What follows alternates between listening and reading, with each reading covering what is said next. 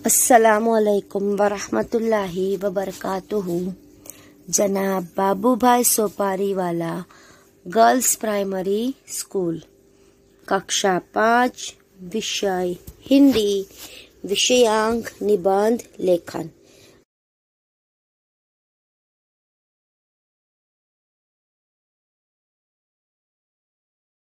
पहले क्या लिखेंगे? अनुक्रमणिका। तो चलिए आप सब अपनी निबंध की कॉपी में अनुक्रमणिका निकालिए। निकाल ली। अनुक्रमणिका में सबसे पहले क्रम में कौन सा क्रम लिखेंगे? क्रम नंबर 5 लिखिए। क्रम नंबर 5 लिखा। तारीख यानी दिनांक लिखिए 12/10/2020। आज की तारीख लिखिए 12/10/2020 और विषय में लिखिए 15 अगस्त। उसके बाजू में काउंस में लिखिए स्वतंत्रता दिवस। काउंस पूर्ण कीजिए।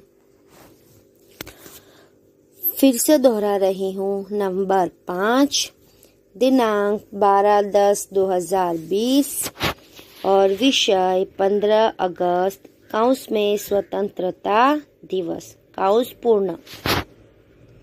चलो लिख लिया। तो अब हम निबंध लिखने की शुरुआत करेंगे। निबंध लिखने की शुरुआत करने से पहले सबसे पहले हम नया पेज निकालेंगे। कौन सा? दायां और बायां, जिसमें आप दाएं पेज पर नहीं लिखेंगे। बाईं तरफ यानी जमनी तरफ के पेज पर सबसे पहले आप ऊपर हेडिंग लिखेंगे 15 अगस्त और काउंस में स्वतंत्रता दिवस। लिखिए काउंस में स्वतंत्रता दिवस और काउंस पूर्ण कीजिए। और वहीं पे साइड पे आज की दिनांक भी लिखिए 12/10/2020। लिख लिया। अब हम निबंध लिखने की शुरुआत करेंगे।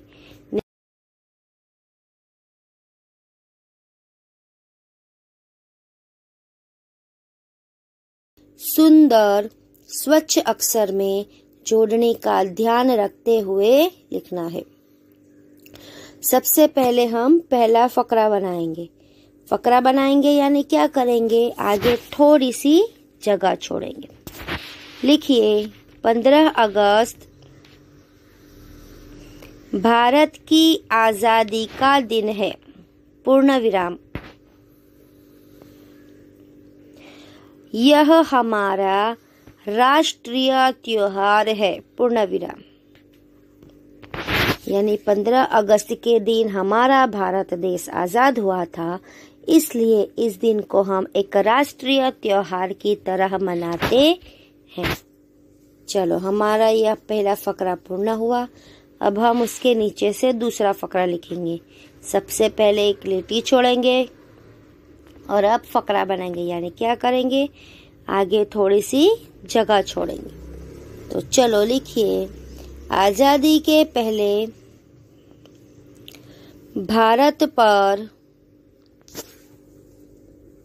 अंग्रेजों का शासन था, पूर्ण विराम। देश के लोगों ने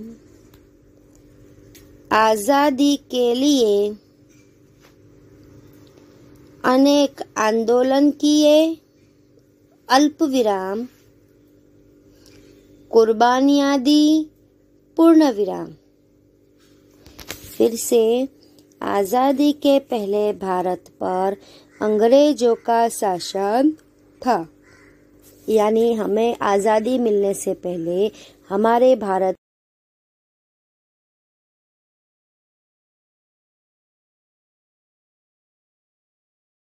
लोगों ने आजादी के लिए अनेक आंदोलन किए, कुर्बानियां दी। यानी हमारे भारत देश के लोगों ने आजादी पाने के लिए अंग्रेजों के सामने कई तरह के आंदोलन भी किए और कितने ही लोगों ने कुर्बानियां भी दी।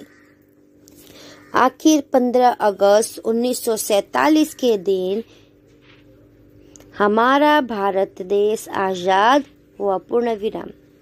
यानी 15 अगस्त 1947 के दिन आखिरकार हमें यानी भारत देश को आजादी मिली।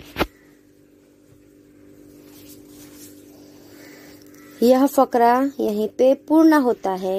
अब आगे नए फकरे की ओर एक लिटी छोड़ेंगे और फकरा बनाने से पहले आगे थोड़ी जगह छोड़ेंगे। चलिए लिखिए मेरे साथ। 15 अगस्त के दिन हमारी पाठशाला में कई कार्यक्रम रखे जाते हैं। पूर्ण विराम। सवेरे ध्वजवंदन, सवेरे ध्वजवंदन और भाषण होते हैं। पूर्ण विराम। कई जगह सांस्कृतिक जोड़नी ध्यान से लिखिएगा और मनोरंजक कार्यक्रम होते हैं। पूर्ण विराम। फिर से 15 अगस्त के दिन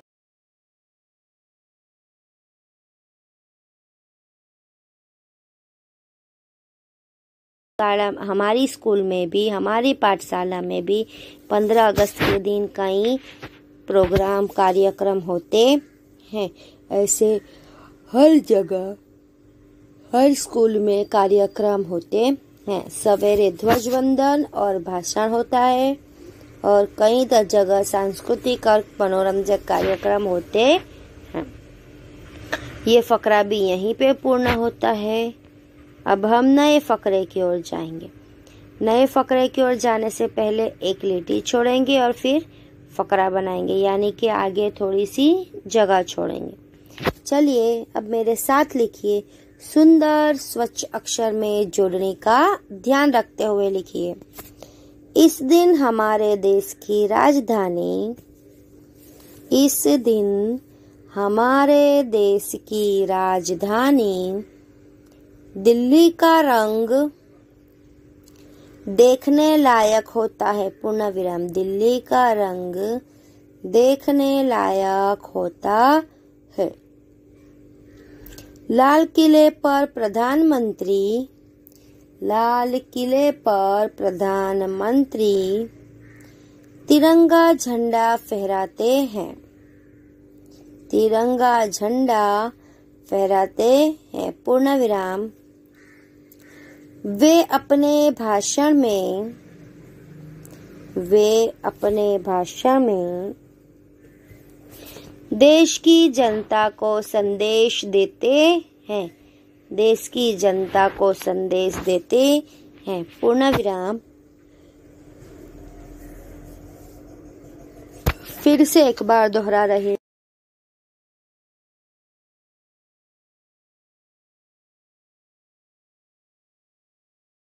होता है, यानी इस दिन दिल्ली को पूरी तरह सजाया जाता है।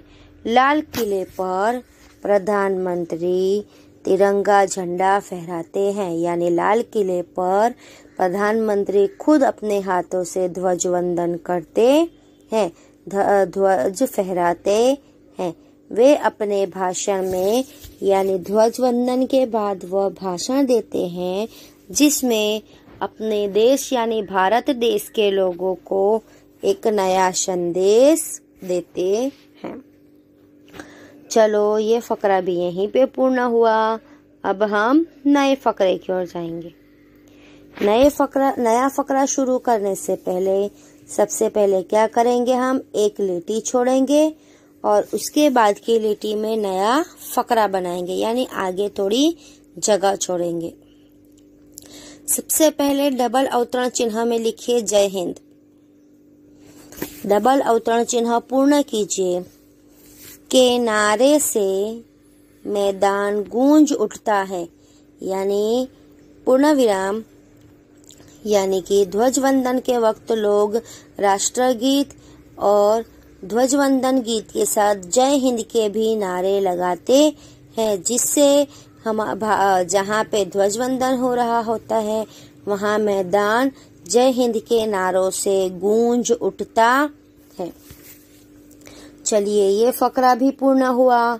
अब हम फिर से नए फकरे पे जाएंगे। क्या करेंगे? सबसे पहले एक लिटी छोड़ेंगे और उसके बाद की लिटी में फकरा बनाएंगे, यानी आगे थोड़ी जगह छोड़ेंगे। लिखिए,